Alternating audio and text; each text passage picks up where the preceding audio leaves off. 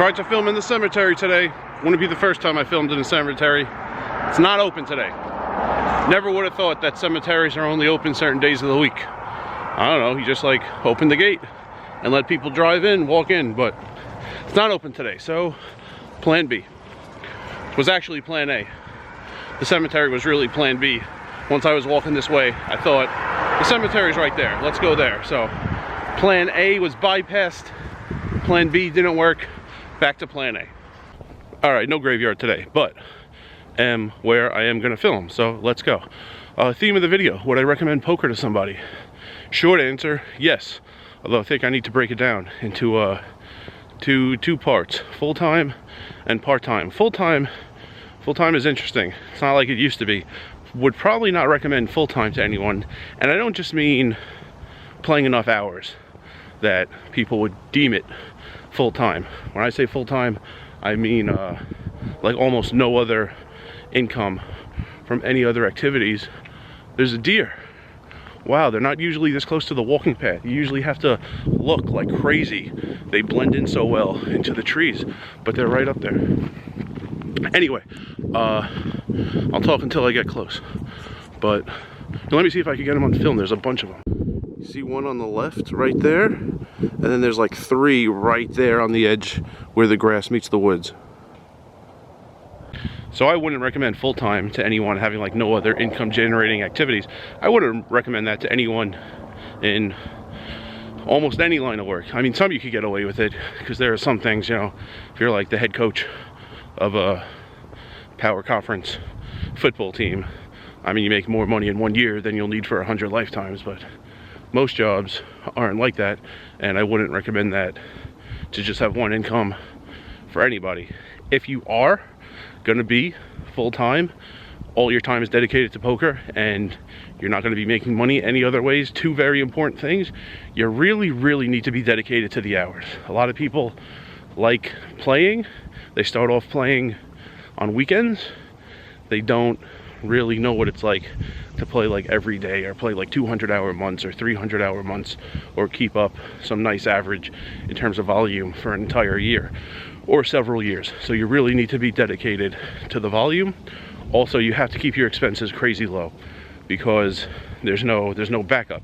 You can't like have 2 good months, spend all the money, and then what happens month 3 if you break even? If you lose, you might not even make it through the month. So you really need to keep your expenses crazy low. Any halfway decent month or better needs to give you a cushion. You need to make more money than you spend, and that has to cushion you for your break even and your losing months. And I don't want to startle the deer. They see me, but don't really just want to walk right through them. All right, they see them here. Hope the parent isn't all that close and tries to attack.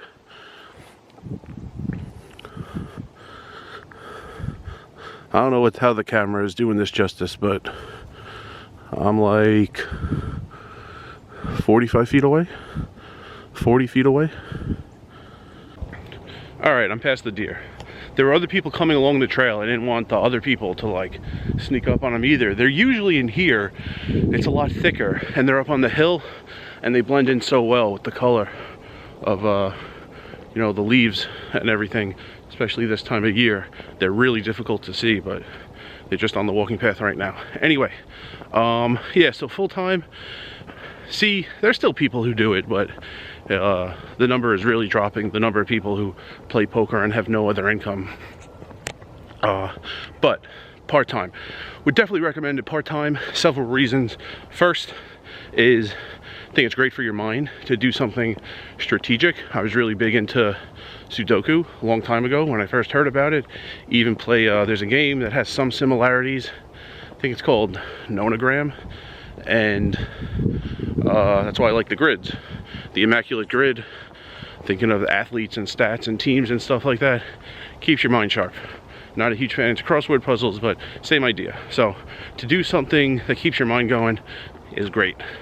Second thing, I think it's also great, not just to make money, but to have like a part-time or side activity that has money at stake. yeah, having 2 incomes is awesome. I was talking about that earlier. But just because the fact that you could, like, it's a metric on how well you're doing, and I think it's more likely to keep you dedicated. Like, if you wanted to read more, awesome. But if you slack off for a month and barely read, like, who cares? If you're trying to, like, I don't know, make like wooden mallets and like cutting boards and sell them online, well, if you really slack off and you only have like 2 sales for the month instead of like 15, well, you'll see that you forewent some money. And I think it's good to have a secondary activity regardless of your age where there's some money at stake. In the same vein, although different, if you hear that noise, the squirrels walking on the leaves make a lot of noise. Third thing is something that involves money where you could lose. I think that's a great activity to have in your life also. Back to that example with like trying to sell wood cutting boards. Okay, if you slack off, you can see from month to month, oh, that month I slacked off, barely made any and barely made any sales. But like, who cares? It's all extra money. Whether you make like $10 from your cutting board operation or $100 in a month, they're both extra.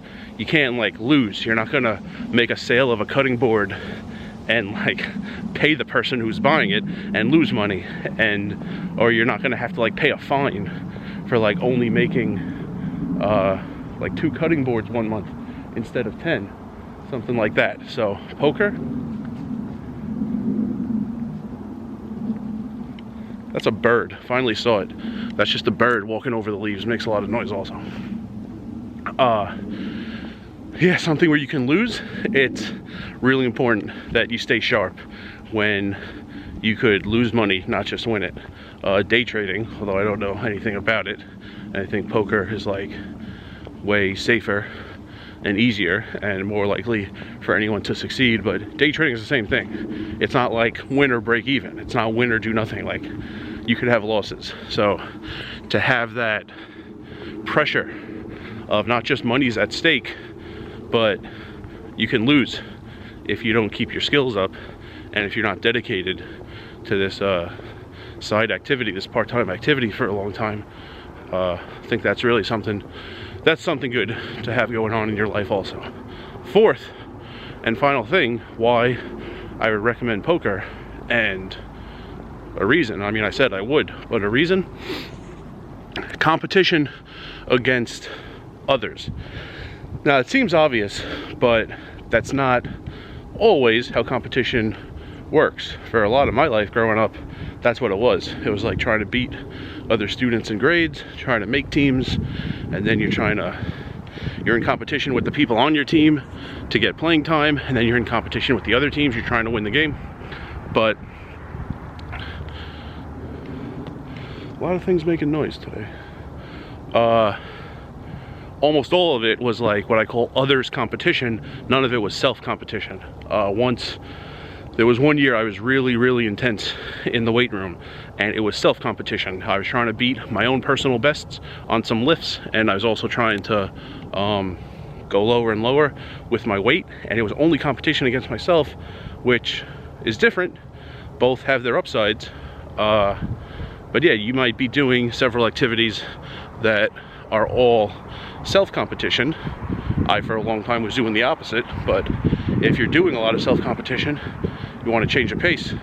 Poker is others competition. You're going to see some familiar faces, you're going to see some different faces. Nowadays, 8-handed, so most times you sit, you're going to be against like 6 or 7 other people. A lot of things are also like one-on-one. You're playing tennis, you're playing racquetball, you're like racing someone on a bike or like with a foot race. A lot of things are like one-on-one. Poker, it's interesting. It's like you know, 1 versus 7. I've been telling some people that a new version of basketball with 3 teams playing at once would be awesome. Like a Y-shaped court. The court is the shape of a capital Y, and you have 3 teams of 4 on the court at the same time. That would be awesome, because most things we just see 2. 1 team versus another team, or 1 person versus 1 person. So Poker's not only competition against others, if you've only been doing self-competition lately, but it's also competition against several people at once. So there you go, 2025. Would I recommend poker to people? Yes. Full-time? No. Part-time? Definitely. And if you'll notice, none of those reasons were to get rich. You could definitely make money. You could definitely make solid money. The days are mostly gone where it's like pretty likely you just make more than you've ever made at your job, or you could like retire in 5 years. There's still people who are that dedicated and that good at making that much money, at least grossing that much money. Don't know what their expenses are, but nowadays I think it's like a really, really solid part-time activity for like solid money, but not riches. And remember, rice is a spoon food.